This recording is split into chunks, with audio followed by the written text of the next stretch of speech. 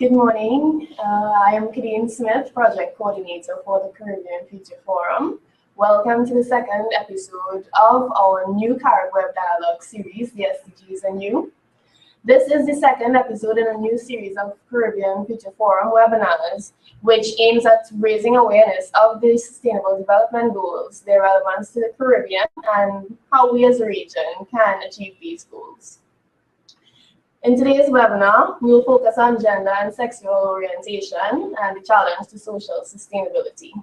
Today we have with us Mr. Colin Robinson, a leading Caribbean LGBTI advocate who will speak on and answer your questions about sex and gender diversity, clarify concepts and language, help us to understand ways in which sexuality and gender impact daily lives and are linked to development, policy making, and migration.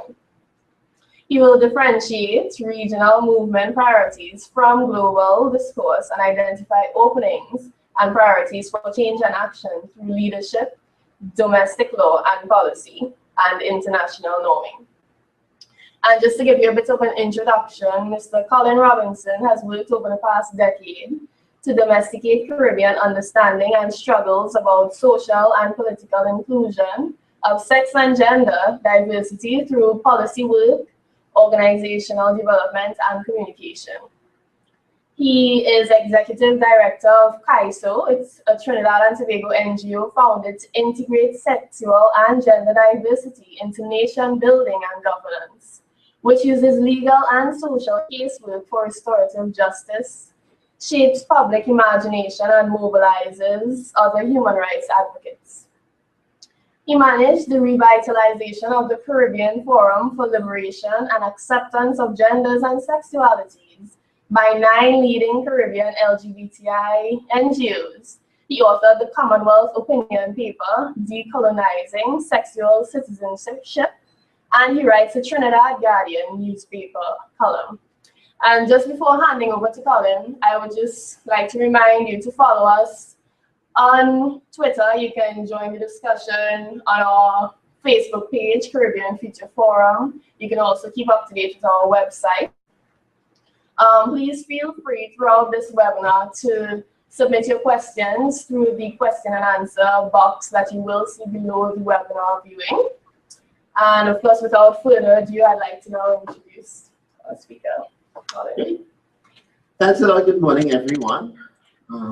It's a bit strange talking to folks that I can't see.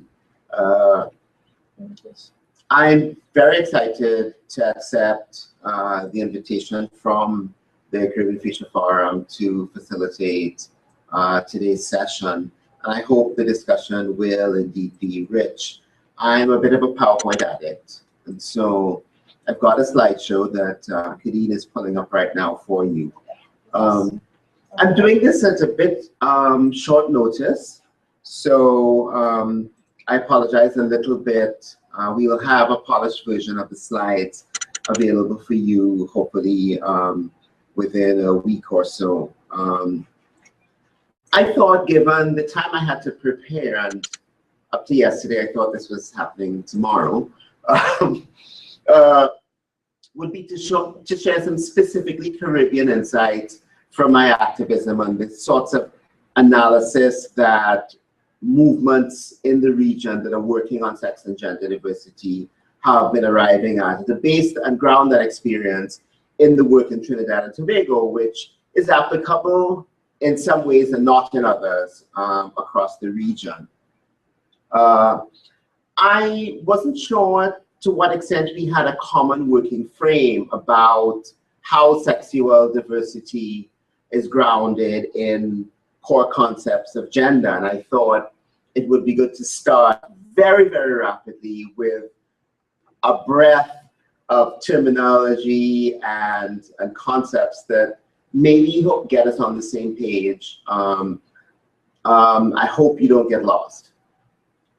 I think any of us who studied biology understand that evolution and species diversity is built on this notion that we have sexual differentiation. We have male and female in each species. So as human beings, we order our worlds. Anyone who's done basic anthropology knows that human beings order their worlds through systems of meaning, and sexual differentiation that occurs as a species is the basis of how we assign meaning and organize our worlds and our lives as human beings. And that, frankly, is my understanding of what gender is. It's a set of cultural meanings and traditions and expectations and opportunities and values that are associated with those sexual differences. Now, not all biological differences or even sexual differences we assign social meaning or the same social importance, but that sexual differentiation is a fundamental cultural construct in organizing the world. Sex, as we know, is the basis of that sexual differentiation. As a category, it's something that's biologically rooted. Men and women, male and female folks, regardless of species, have anatomical differences. At the chromosomal biological level, we're different. Sex is also a word we use to describe an activity, and that activity itself is responsible often for reproduction. It doesn't always result in reproduction. Again, that's biochemically driven, but it's also culturally regulated. Culture shapes how and when and where and why we have sex. Sex is a social activity.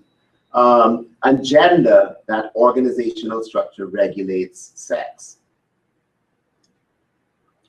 Many of our indigenous cultures have incorporated sex and gender diversity in a number of different ways. But our dominant gender systems, even in the Caribbean, where we had peoples coming from other places where those weren't necessarily the gender systems, have us trapped in what I coined a young Trinidadian scholar, Linda Gill, whose slides began this presentation. And this is a presentation that we often do with social workers and other folks to help them understand sexual orientation and gender here. We're trapped in this logical fallacy that, again, we use to try and organize this complicated thing of sex and gender and sexual orientation by going to the binary, because binaries are easy. So we say there are two sexes, and we're going to complicate that in a second. And we say a specific set of gendered expectations attached to one sex, and we regulate sexuality so that that sex has sex with people of the opposite sex. Those binaries are actually challenged by real life, by what happens ordinarily in the course of social activity, and even at the biological level. A small number of human individuals at birth, we can't tell which sex, which social category, which biological category they belong to. Intersex people have been around for a long time. They are born in our hospitals on a regular basis. Their human bodies, either at birth or later on in their sexual development, produce characteristics that make it difficult for us to figure out where they fall. So it challenges the very notion that sex itself is binary. We use the term cisgender to refer to humans who have a gender expression that's traditional, men who act in a masculine way, women who act in a feminine way. And the culture says their bodies conform to our expectations of what people with bodies like theirs should do. But another group of humans, transgender people, develop an identity that doesn't match the traditional expectations for their sexual biology. We often, in modern terms, use the shorthand trans to refer to those folks. And then there's some folks who are just gender non-conforming. They're both cisgender and they're transgender, and they simply don't do what people expect. They may not develop a clear identity that's opposite to their biological gender. Then there's the complicated notion crossing all of these issues of sexual orientation. We talked about sex as an activity. Sex is also about desire. Some people don't express particular sexual desire. We call them asexual. Others manifest sexual desire and emotional attraction towards people of both genders. And we call those folks bisexual. For others, and this again is the majority of people, but not everyone, experience heterosexual sexual orientation, where they're attracted to people of a different gender than their own. And then for a small number of humans, across time and across societies, sexual orientation is towards people who have their own gender. Trans people, intersex people can be heterosexual, can be homosexual, can be bisexual. Sexual orientation towards people of the same gender is a minority trait that, like transgender experience, that like intersexuality, occurs naturally in a small percentage of the human population. From what we understand from science, from biology, from psychology, much of the determination of sexual orientation is before birth. It may not be chromosomal, but it may be shaped within the womb or very early after birth. But we also know that we have these powerful gender systems that are shaping how people are expressing themselves. And that kind of social pressure simply influences people, how people express, deny, or even experience the sexual orientation that is shaped within them before birth. Sexuality can form a basis of identity among people, like ethnicity, like religion, like nationality. But again, because of the gender systems that we live with, gender ideologies regulate the ways in which that happens. And the same gender systems that create inequality between men and women also create environments that stigmatize, that fuel discrimination and sometimes violence to people who express same-sex desire, who express other forms of sex and gender diversity. And often that results, even though it's a human rights violation, in impunity for the offender, because there's this cultural idea, these gender systems that say that you shouldn't be that way and that punishing you is okay. The same happens for intersex people who experience bodily diversity, and both gay and lesbian people, intersex people, trans people often hide their bodies and their behavior and avoid sexual identification. And so we've seen in the HIV field, for example, the development of a term like men who have sex with men to capture that reality. You don't have to be lesbian, gay, bi, trans, or intersex, or even identify yourself as such to experience violence, to be bullied, to be attacked based on a perception that you're that. And so it's important when we think about policy making to not just think about people we can identify as such, but to think about the systems and how we create protections based on that reality. A couple quick concepts before I move into some of the more Caribbean pieces. There's a common notion that we have something to fear for people who are bisexual. And just as you can be attracted to more than one person and form stable relationships, you can be attracted to people of more than one gender and do so as well. There's a common misperception that we can change or we choose our sexual orientation and the term sexual preference arises from that. We don't. What we do sometimes choose is the way in which we act on or express that sexual orientation or that sexual desire. But often the power of cultural systems of regulation means that we aren't always free to choose how to express that. And some people find it difficult to acknowledge or to live out their sexual orientation. Sexuality is developmental. As we go through life, we discover new self-awareness about our sexual desire with time, with experience, with opportunity. So people's sexuality can shift, is somewhat fluid. But what science has discovered, clinical science, is that efforts to get people of homosexual orientation to extinguish same-sex desire don't work.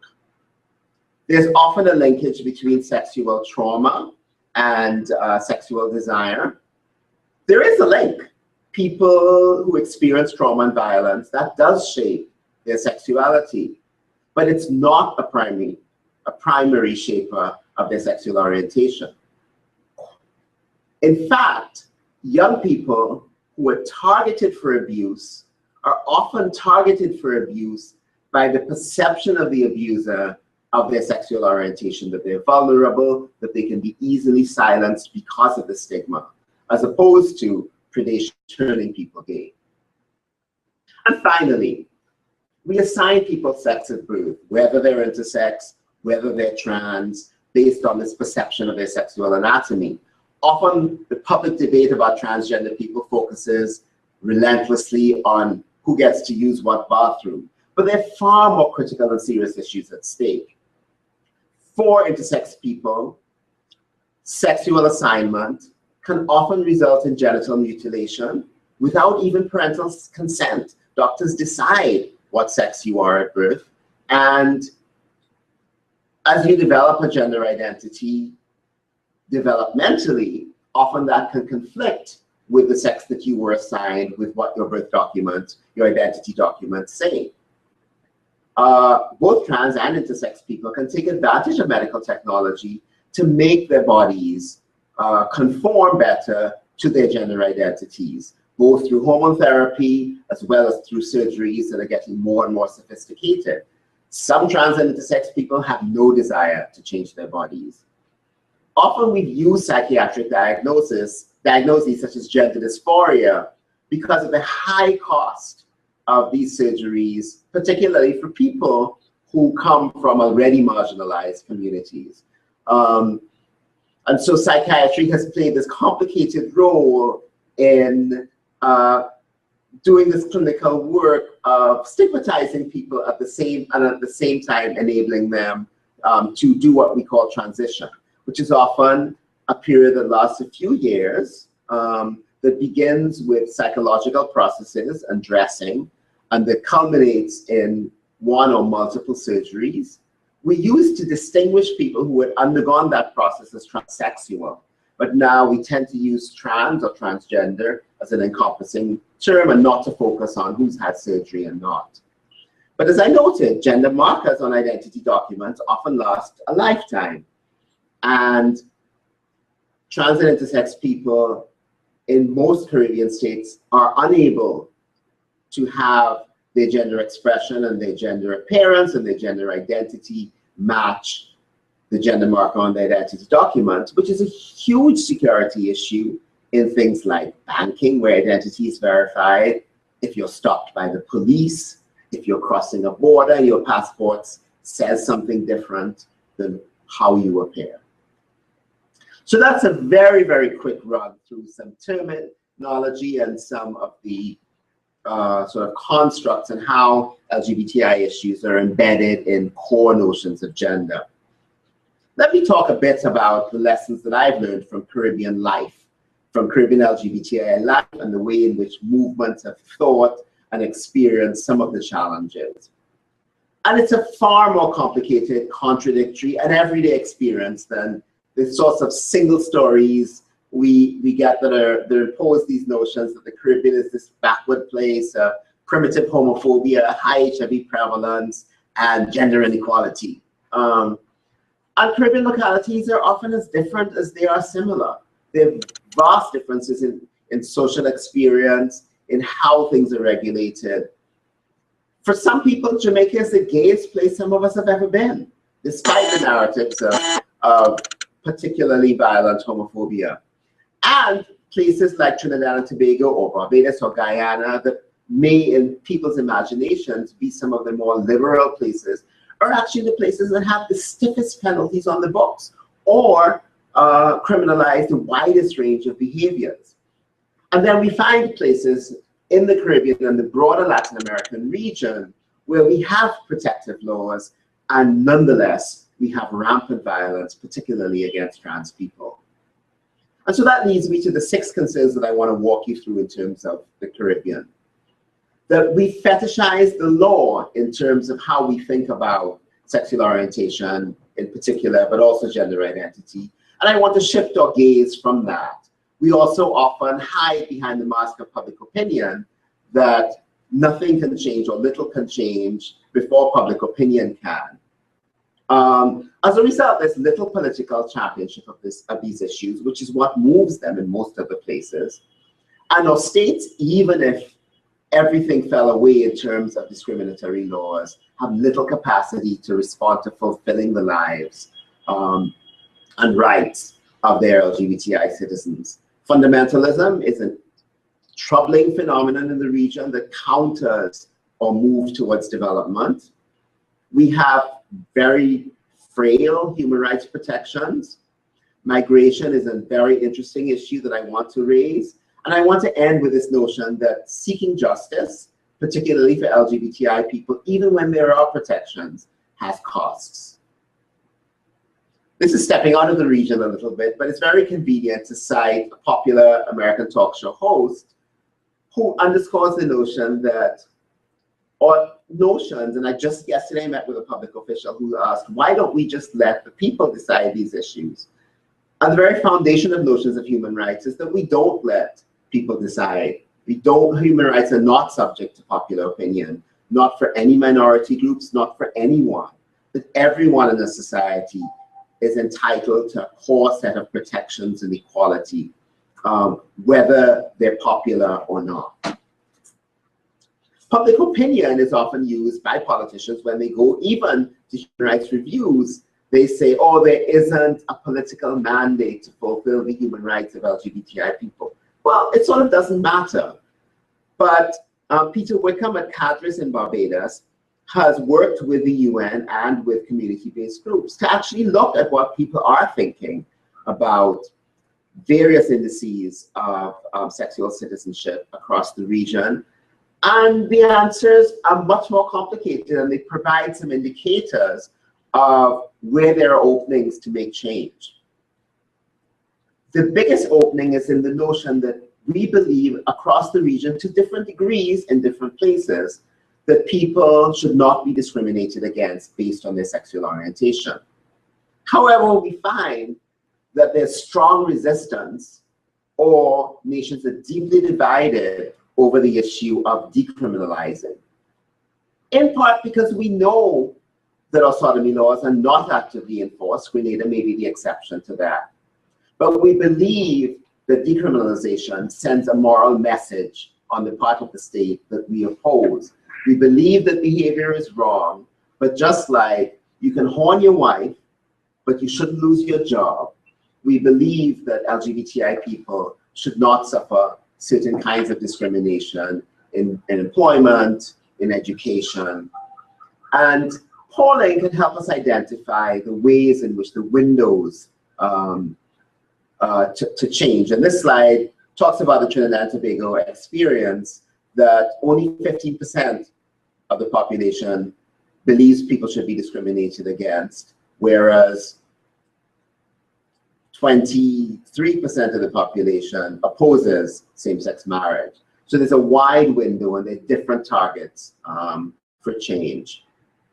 We fetishize the law considerably, and we think that the law is both the problem and the solution, and that the law is colonial.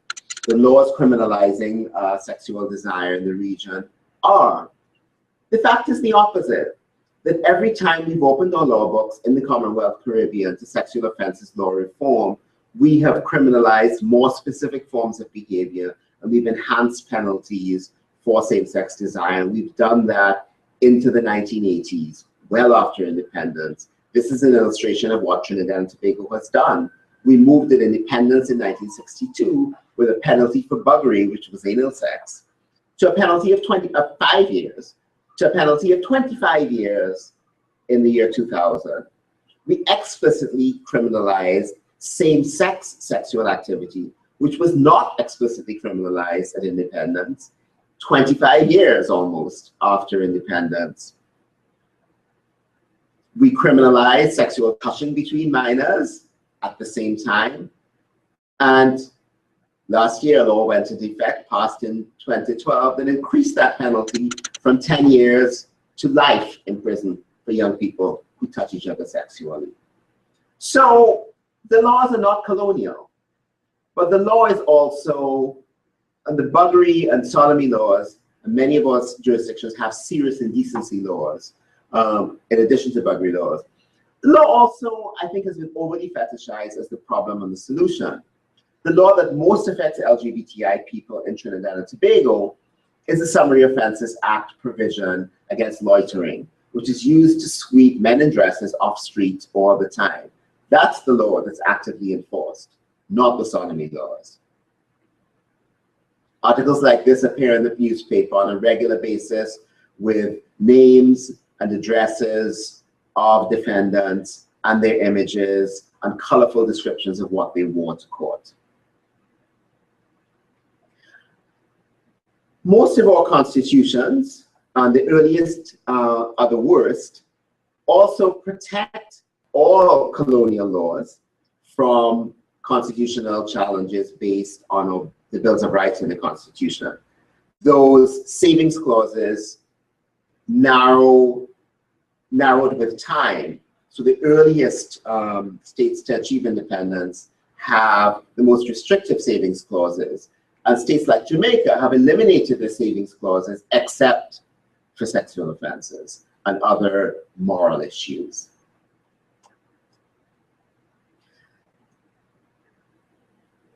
I had a video that I was trying to play, but I don't think it made it to the slide, which was a government minister in Trinidad and Tobago being asked about gay rights, and his answer essentially was that there's no such thing as gay rights, that everybody has rights. And he's right. But the reality is that those rights aren't fulfilled for certain groups of people. And so they exist theoretically. We go back to the racial matter slide. But the challenge is how we get states to fulfill those rights. For that, we need political champions. If all the laws disappeared tomorrow, state bureaucracies would still face challenges in how to respond to the needs of our LGBTI populations and to develop policy and programs to do so, just as we do for other groups, elderly people, children, people with disabilities, ethnic minorities. These are familiar facts about the region. We trail the hemisphere in social inclusion and fulfillment of rights of LGBTI people. 11 of the 12 states in the English-speaking Caribbean still criminalize private adult indecency through different statutes. And as I said before, once we do law reform, we criminalize more things. We also have enacted social protection legislation that explicitly or by omission doesn't include LGBTI people. There are notable exceptions to that. Barbados, last week, I believe, enacted domestic violence legislation that's a model because it includes same-sex domestic violence. St. Lucia in 2006 included sexual orientation in the protections of its labor code. How does change happen? It requires champions, but we've had champions for other issues in the region. So the notion that we can't change or we're not ready is false. Billy Miller decriminalized abortion 2 decades ago. The Bahamas decriminalized homosexuality more than a decade ago, a decade and a half ago. School blogging has been prohibited in Trinidad and Tobago. Marijuana has been decriminalized. So with leadership, these things can happen. And when we look north to the US, the shifts that we've seen in mainstream acceptance of LGBTI issues have happened over the course of a single generation. Fundamentalism, and I don't have a definition for fundamentalism here, but ultimately I mean religious tenets that attempt to prescribe behaviors and also enjoin the state in restricting behaviors in particularly narrow ways. And we've seen an increasing turn to evangelical faiths and fundamentalist faiths in the Caribbean region. And this has a huge impact on how sexuality evolves as a developmental issue, because it's become an ideological one with a core commitment to keeping it an ideological one, which challenges how we make it an issue that is about population and that is about fulfilling development goals. Fundamentalism is attractive because it helps us make order of a world that's increasingly challenging and disordered, where traditional systems of meaning and gender are under threat, where narco violence we live with, where state power is declining, where citizen power is declining, where the independence movements we grew up with that provided political meaning have been replaced by this neoliberal politics. So there are lots of reasons why fundamentalism is growing. North American movements also are targeting English-speaking states in Africa and the Caribbean because there's little to win for them at home. And we are ready targets, particularly because we don't have strong separation of faith and state. And because in some instances we're perceived that the advances that may be happening in some places are perceived as threatening to these movements. What are these movements doing? They're grooming our diplomats who have little direction from capital on sexuality issues because it's a trade in the environment. And they end up being much more accountable to their sense of faith than to their state, from whom they get little direction, or to development interests. And they think that we're naturally conservative on sexuality, so those are the positions that we're taking. We've seen in Belize the sweeping influx of both money and evangelization around the legal challenge to the sodomy law. And elsewhere in the region, we've seen the ads, the junk science, the challenges in HIV policy and public health issues, even around HPV and vaccination in Trinidad and Tobago. We saw the deployment of the same junk science by Christian fundamentalism. We've seen people educating judges and leaders and slowly building these moral panics around sexuality and development, sexual and reproductive rights. How does this unfold? It unfolds through CARICOM's voting as a bloc in international fora that are doing global norm setting around sexual and reproductive rights, where we side with the Islamic Conference and the Holy See and certain African blocs to retard global progress, not just for a region, but within the region. We also see that bloc voting holds the region as a whole to the lowest common denominator. The most conservative political leader gets to decide what CARICOM sexuality policy is. We have to break that block in some way, because what it means is the development level of the region's lowest performer on sexual and reproductive rights and health is what we're holding the entire region and the voters in every locality to. We have frail human rights protection systems. We're small island developing states. That's the plea always about human rights obligations. But what that means is that we have weak and still maturing institutions. We have colonial cultures of inequality, and rights violations have a ripple effect because we're small. So rights bearers actually face particular conditions because we're small island developing states. Impunity is common. We're much more likely to punish difference extrajudicially, and people depend more on social structures, on communities for support. We have weak systems of evidence-based sexuality education. We don't understand sexual minorities. And what's worse, and I'll come to that a little later, is that many of the backstopping mechanisms, the supranational oversight mechanisms for human rights, we have not acceded to. So human rights protection stops at our borders. And if our domestic systems are weak, human rights bearers suffer. Migration is an important factor as well. And we know that asylum claims based on sexual orientation in North America, the Caribbean shows up as the region that is providing, that is representing most of those claims. Well, it's the region that has the largest number of claims.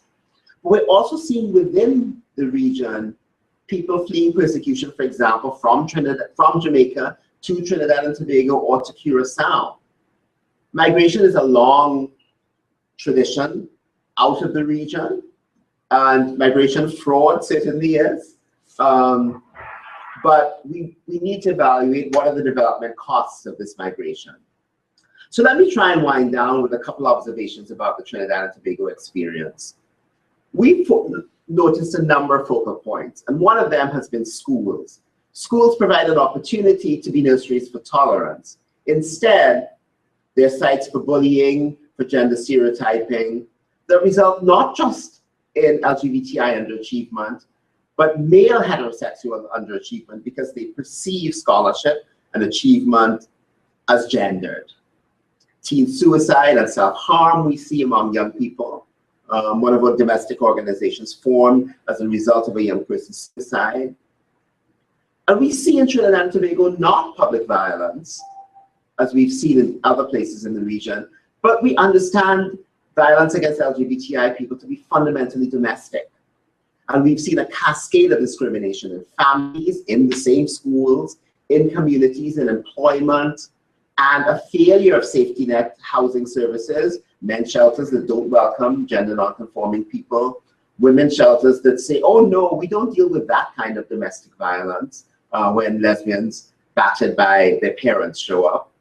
And so we've seen, as we've seen in other capitals in the region, a push towards homelessness. We've also seen the failure of police protection. Because people see themselves as unapprehended felons, they don't seek justice, they don't trust the police.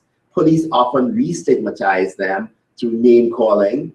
And so criminals see LGBTI people as an opportune target.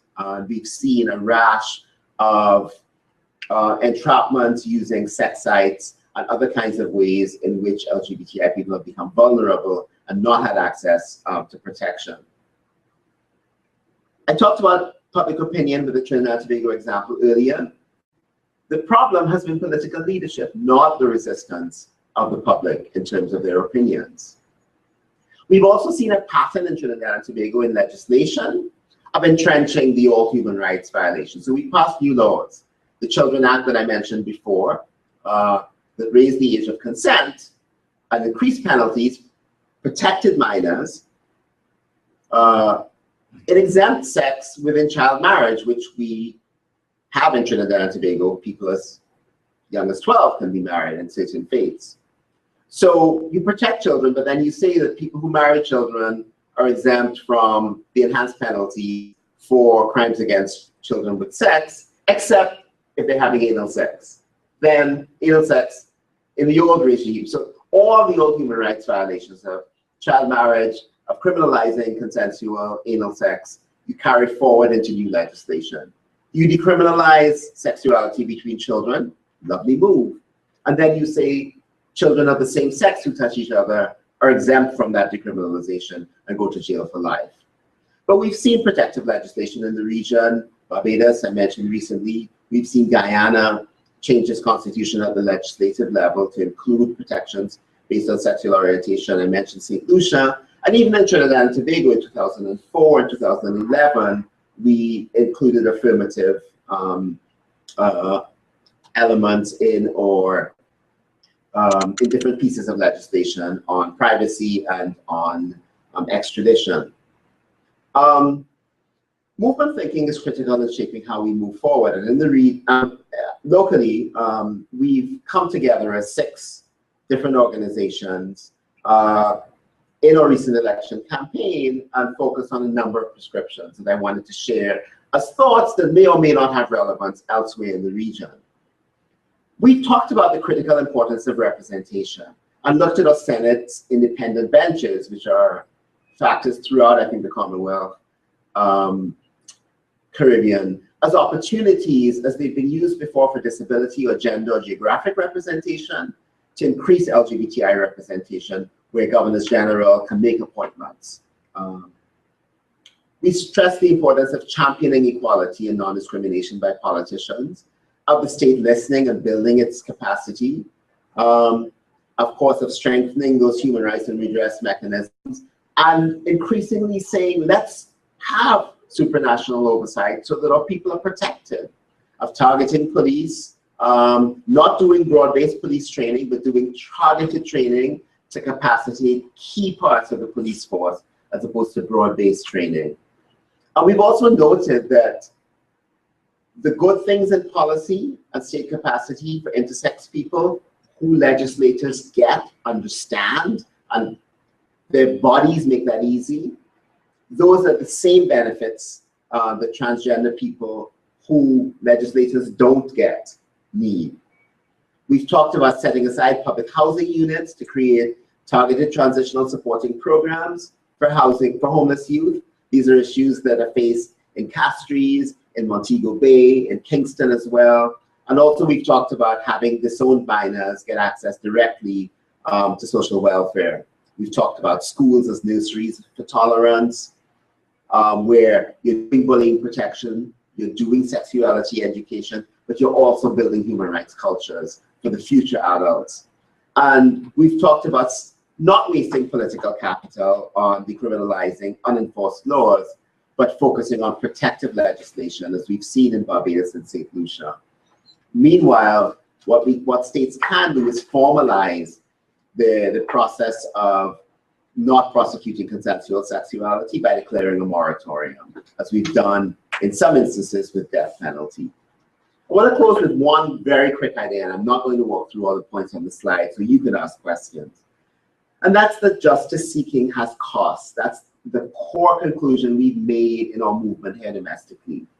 That even when you have measures in place for people to get justice and are admittedly weak, that seeking justice has a cost, and people need supports. One, they lack confidence and self-efficacy in justice seeking, but also the cost of exposure are high, and that we need to provide support for LGBTI people to seek justice. It's not a straightforward or easy thing, and justice seeking may enhance vulnerability even when it results in some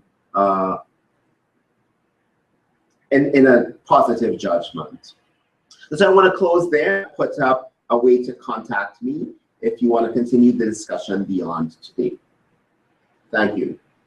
Okay, thank you very much. And so we have just about 15 minutes. We'll take a few questions. We already have some questions here. So I'll just go quickly into that. The first question: in understanding the reality that the push to ensure equality for all is inculcated into a society such as TNT, apart from building awareness, would you suggest any effective micro-pragmatic efforts that would aid the simple understanding of the distinction between gender and sexuality? I'm not sure that cognitive understandings are as critical as emotional engagement. And the most important thing that I think changes public perception of sexual and gender diversity in a positive way is when people show up in their workplaces, in their families, in their schools. Obviously, visibility, as I noted, often has costs, but it's that showing up when it results in a positive outcome that has an enormously transformative impact in shaping people not as these monsters or these strange things that people don't understand, but people with whom you have a very real connection. And it's politicians with LGBTI people in their families who are most likely to be champions on these issues. Thank you. And another question. In academia, the term LGBTQ continues to be used, while I'm hearing LGBTI being used in this webinar.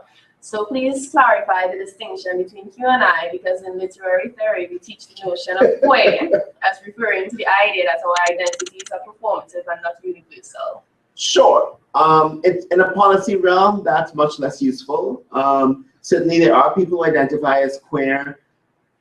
I'm struggling to help people understand what trans is. Helping them understand what queer is may be useful, but ultimately helping them understand how gendered systems work and how they impinge on people's daily lives is more important than many of the things that literary theory may be doing. Queer also often comes with a stigma of being imported. Many people in the region are now embracing the term. I'm happy to use it, but the amount of time I would spend helping people understand what queer meant, I think it's not a term that's particularly useful, I think, in policy discourse. Including intersex people in policy discourse, I think, is critical, and as I said, can often be a real important lever for winning gains for trans people as well. Okay, thank you. And another question, what role can education, formal and otherwise, play in changing attitudes towards LGBT people and the laws that may discriminate against them? I think education plays a fundamental role, and we've talked about schools as being nurseries for tolerance, not just through formal educational programs, but through, well, not just through programs that target that sort of inclusion, but through programs that help people understand formally what sexuality is, help people understand sexuality as a developmental issue in their own lives, and certainly help people understand how diversity operates, sexual, gender, ethnic, religious diversity operate in societies where we all have to get along. Okay, and maybe the last question. Given that Trinidad and Tobago often follows closely in the shadow of the United States, at times even being called Little America, how does the US Supreme Court ruling impact the LGBTQI equality fight in Trinidad and Tobago? I'm not sure that I agree with the premise of the question that we follow closely in the shadow of the United States. We've not followed the United States on a whole range of issues in this sphere. I think that social media, certainly the fact that we're part of a global community of discourse has helped open up and shape ideas. The Supreme Court same-sex marriage decision, I assume, is what's being referenced. There was a lot of discussion about it. I got requested to do more media interviews than any domestic issue. So it helps create discourse. I don't think any legislature is following, but I'm hopeful that policy shifts, as we discover policy shifts in other parts of the region. I mean, Canada did this years ago, a decade ago. Most of our neighbors in Latin America have moved forward in a range of ways, including legislation that protects trans people. I'm hoping when we realize how isolated we are, not just in reference to the US, but in reference to almost all our neighbors in the hemisphere, that that's what will help motivate change. And when politicians talk to their peers about how that leadership was possible, that sort of political dialogue, I think, is what will be most transformative. Well, I think that is about it for the questions right at this moment. I don't know if you have any closing remarks that you would like to make to sort of, I guess, sum up the discussion. I'd be eager, if you have Kadine's email, I think it's part of the invitation. I'd love to hear evaluations of the webinar. Was it useful? Was it accessible? Did it help you in your work, and in what ways? And I'd love to hear suggestions about how we could do more of this, what format would make sense. CAISO is part of a regional entity called the Caribbean Forum for Acceptance and Liberation of Genders and Sexualities, CARIFLAGS, and certainly I'd be eager to figure out what role CARIFLAGS and or other organizations like CAISO could play in localities where additional participants are in facilitating similar discourse. Okay. So maybe I can give you one. Sure. You mentioned earlier in the presentation that there isn't much of a separation of faith and government, etc. Do you think this is also part of the reason in Jamaica that people charged as counselors in high schools are so resistant to assisting students who seek their help with gender issues, especially where it relates to LGBT matters? Yes, what we fail to do is train personnel in service provision roles that their personal beliefs are separable from their professional obligations. It's particularly important in counseling, where many of the things that I believe, I can't preach to the young person who comes in, because my counseling has to be centered on their needs. We've had an experience here in Trinidad and Tobago in one of our public STI testing facilities, where a young man who went in for an HIV test, who was brought up Hindu, was in his post-test counseling session, told by the counselor that she felt obligated by her faith to offer him all his options, and that one of his options was giving his life to Jesus Christ. Helping people understand the inappropriateness of those engagements and where their professional duties end and how they're guided by that is absolutely critical. And yes, counseling in schools can play a pivotal role in keeping a young person alive, and the wrong message can be fatal. Okay. And then another question, is changing society's attitudes more important than changing the law? I believe so. I believe that the law changes when attitudes change, that we both require champions, but it's more the case that the law catches up with where social discourse is than that the law actually changes social discourse. I'm a big advocate of low-hanging fruit. I'm a big advocate of policy changes that are incremental, and of changing things and trying to change things first where there's more social consensus. Often trying to change things around which there's a lot of polarization, and certainly the sodomy laws in the region evidently are the case. The polls say it, the Lee says it. What we end up doing is we get a judicial win, but it involves a lot of losses for people who have very strong feelings. And so we face an even higher hurdle in changing public opinion for having got the judicial victory. Absolutely, rights protections are important. And if a politician wants to decriminalize tomorrow, I'm not going to say don't do it. But I agree with the premise of the question that changing attitudes has a much more important long-term effect on the lived lives of LGBTI people than often targeting particular pieces of legislation that in some instances may not have an impact on a person's daily life. In Trinidad and Tobago, there are not arrests for buggery. So removing the buggery law, yes, over the course of time, it will remove the force of the law in legitimating discrimination. But it won't remove, it won't decriminalize the Quran or Leviticus. Enacting a protective law that forbids discrimination and has legal sanctions for doing so, and in the case of our Equal Opportunity Act, lowers the threshold for redress by allowing conciliation and other measures without a lawyer for getting redress. That's something somebody can use the day after the law takes effect. Okay, well, thank you very much. Of course, to our viewers, thank you for your feedback. We've had viewers saying that it's been an interesting, informative webinar. So thank you.